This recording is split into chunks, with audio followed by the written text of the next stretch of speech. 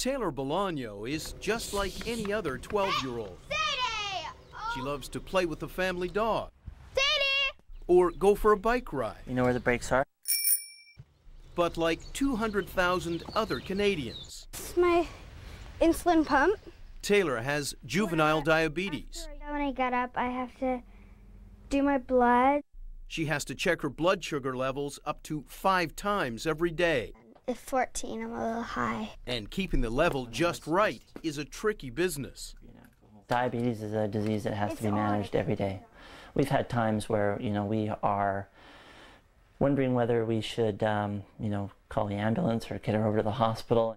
A few years ago, Kyle made his daughter a promise to help find a cure. I knew I didn't want her to have to live with this disease the rest of her life. Kyle is about to live up to that pledge.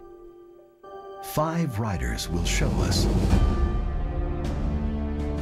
that if you are willing to believe, anything is possible.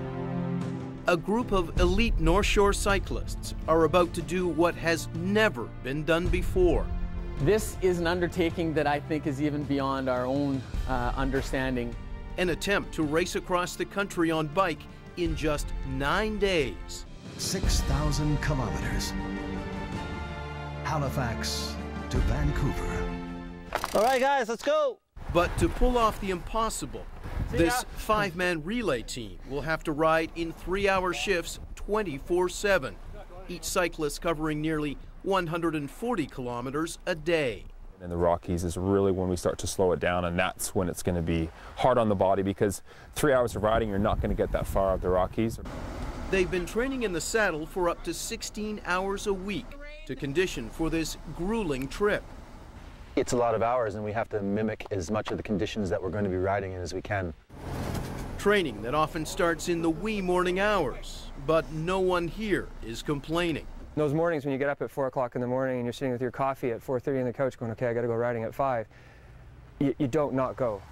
I think it's really easy to motivate yourself when you walk into somebody who has a child with juvenile diabetes who has to get up every night and check to see if their children are alive. 5 riders. And that's what this ride is all about, raising money for juvenile diabetes research, an estimated $600,000 to $1 million.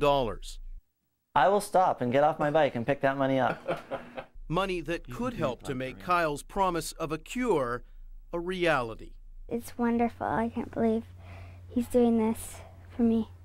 The H2V Coast to Coast ride gets underway in Halifax this September.